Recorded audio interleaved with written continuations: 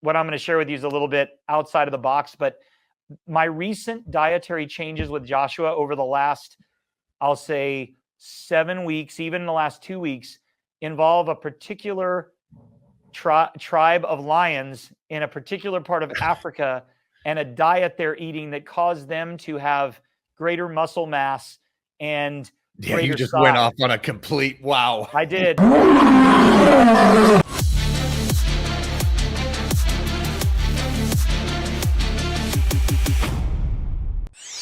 All right, we have a special guest. Jordan Rubin started the Garden of Life. Here's what you need to do. You need to go Google Jordan Rubin to find out everything this man has done and where he came from himself. And then you understand why this guy is somebody that I believe is the pinnacle of nutrition, and for me to ask all those nutrition questions.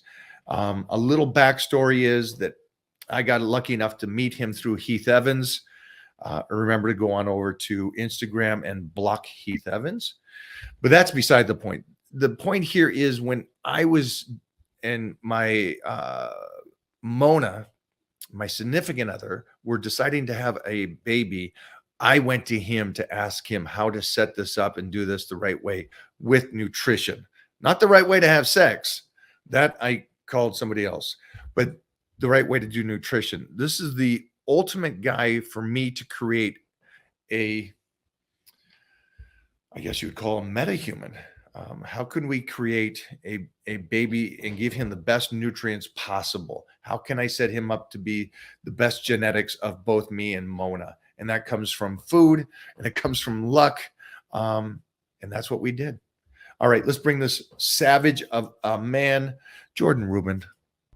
Jordan Rubin, we got you back again. And today, there's two things I want to talk about.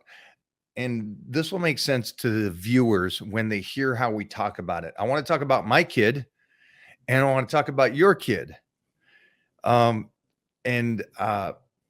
can talk about genetic makeup. We could talk about what gifts they had. And we can also talk to the points I think have having them around the right people, having the knowledge that we have, and the friendships that we have, and how we can do the best for our family. And I don't want to say that you agree with me, but would you say the number one thing for our kids is nutrition?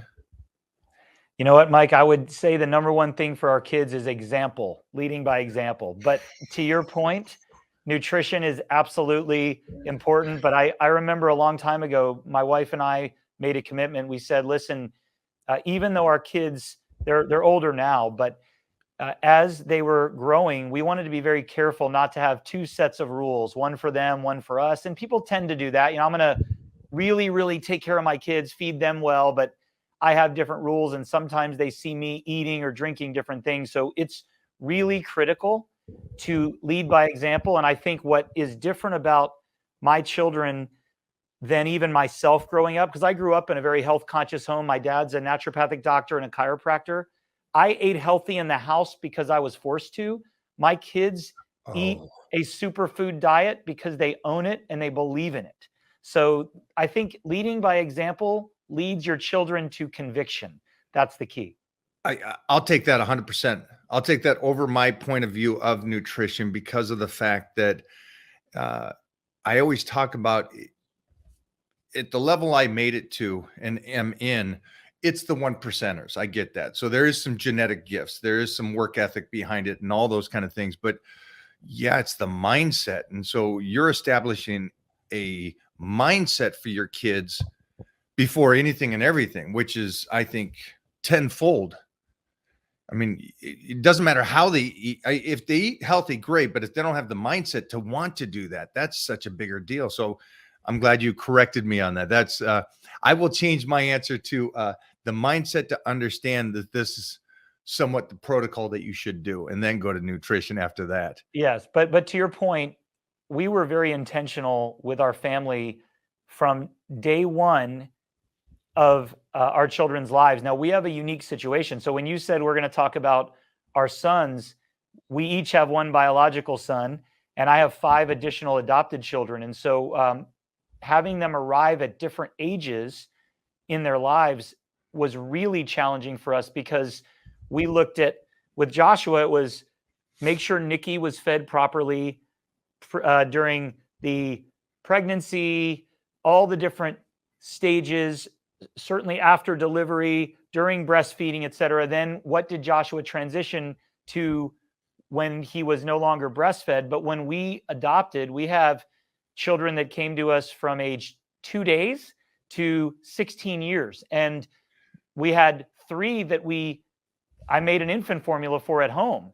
And then a lot of the foods that I talked to you about, Titan, that came from us making baby food, from transitioning from this formula for 2 of our children, actually 3. So it's nutrition is absolutely key. And because I have the opportunity to raise 6 children from different genetic pools, I can tell you how important nurture is, because I don't really know the nature of each child's biological parents, but I know it wasn't a good situation. I know there's alcoholism, drug addiction, premature death, bipolar disorder. So my kids that are adopted don't come from good genetics. They often had health challenges, physically and mentally, and we had the privilege to see them overcome challenges through nutrition. So you don't have to convince me that nutrition is critical. And when you ask what the most important age is to start feeding your kids well, my answer is today. And if today is day 1, even better, but it's today. I had to make notes because I don't want to run over. We're going to have a great discussion today, but you're giving me so much more that I need to know the answers to, because social media jumps on bandwagons. Hey, it's this week I'm going to tell you, I don't care how you feel when you wake up, but get up in the morning and do the things you don't want to do. You know, it's like an echo. And I noticed that the echo right now is moving towards the point of view of each individual maybe have a genetic I don't even know how to say the word. Predisposition. There we go. Thank you. I can't even spell that. But, you know, to be an alcoholic, to be fat, to be manic depressant, there's things that they're talking about that you're born with it because of your family genetics and stuff. And so this is an incredible opportunity that I have, that you have what you have, that you've been able to adopt kids that maybe have these things, but what you did to set them up to where maybe they didn't go to that. And I had on this morning a friend of mine of over 30 years, and he is prone to alcoholism. He's also prone to being fat, and never in his life did he go that route. And so these are something I think people need to hear your take and your point of view on what you did. So I might have to save that for a later time, because jumping back, that you talked about, when is the day to start with a proper nutrition? And you said today. We started Mona a year before she was pregnant. And so you guys don't know at home, when Mona and I decided to have a family, one of the things I did is I reached out to you and I talked to you. Hey, she's going to become an incubator. What can we set her up now? And how do we train? And what should we do for her body to make sure it is the most prime human she could be to carry this baby? And so we fed her a certain way. We set her up a year before she even got pregnant.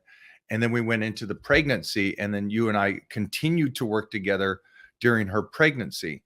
So just for you guys at home, that's why I have done, and I've talked about so many numerous times about how Titan is being raised and what we did to try to do the very best we can as parents, to get him to his full potential prior, during, and after he was born. And some of those big things were not just regular milk, but goat milk. If I could find goat milk, or even besides that, was it buffalo milk? There was some things I couldn't get. I didn't have the luxury of getting, but you recommended goat milk was one of your big go-tos, correct? Yeah, I think when it comes to dairy, and this is so polarizing, because you have, in the old days, there was milk that the milkman brought that had cream on top, and you had some milk where you poured the cream off and it was a little bit skimmed. And today you have oat milk, macadamia nut milk, almond milk, and the plant-based milk movement is really strong. But I've been a raw dairy proponent and I'll call it an alternative animal milk proponent for a very long time. And there's a simple reason why.